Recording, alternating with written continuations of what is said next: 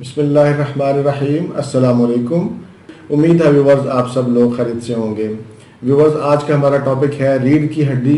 रीढ़ की हड्डी का दर्द, कमर का दर्द, गर्दन का दर्द और आसाबी कमज़ोरी की वजह से टांगों का दर्द, जोड़ों का दर्द, ये तमाम दर्द इसमें शामिल हैं। व्यूवर्स, रीढ़ की हड्डी जिस्म की सबसे मजबूत और बड़ी हड्डी है, जिसके ऊपर बाकी जिस्म की हड्डियों का इन्हिसार होता है।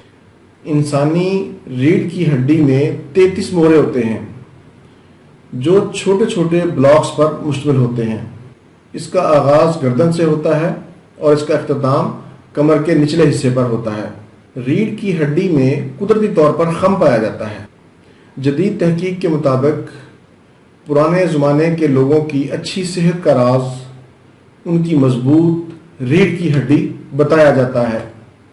रीढ़ की हड्डी और उससे मुंसलिक जोड़ों में दर्द और सोजश की बहुत सी वजूहात हैं, जिनमें गलत तरीके से चलने और काम करने की वजह से रीढ़ की हड्डी में सोजश पैदा हो जाती है और उसकी वजह से शदीद दर्द होता है और हरकत करना मुश्किल हो जाता है।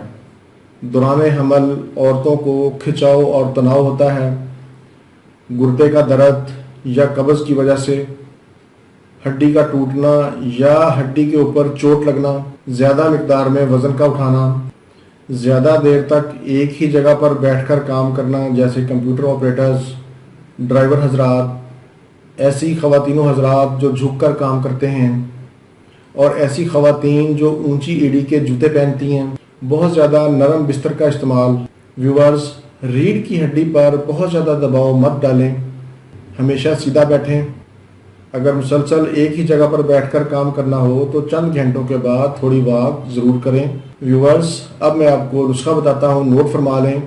बहुत ही मुजर्रब नुस्खा है। छोटी इलायची 100 ग्राम, सौंफ 100 ग्राम, कलवंजी 100 ग्राम, नर छुहारे 1 पाव, खोपरा 1 पाव, मगज़ बादाम आधा किलो, देसी घी आधा किलो, दूध 2 किलो।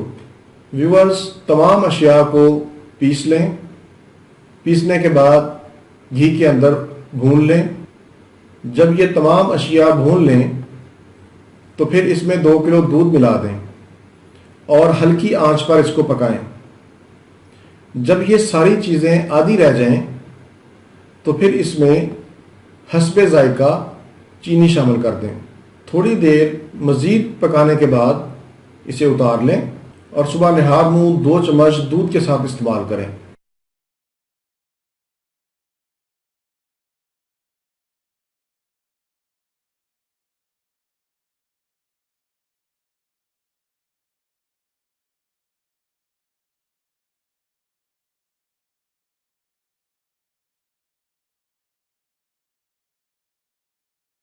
इंशाअल्लाह आपको इससे बहुत ज़्यादा फाका होगा।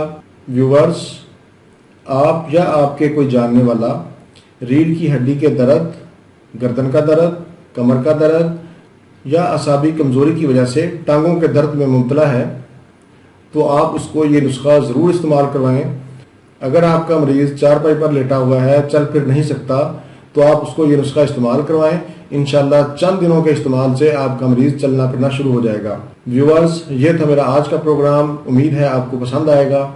अच्छा लगे तो इसे ज़रूर शेयर करें ताकि और लोगों का भी भला हो। इसी के साथ ही मुझे इजाज़त दीजिए। दोबारा किसी नई मालूमाती वीडियो के साथ आपकी खिदमत में फिर हाजिर होऊंगा। तब तक के लिए इजाज़त। अल्लाह हाफिज़, वस्सलाम।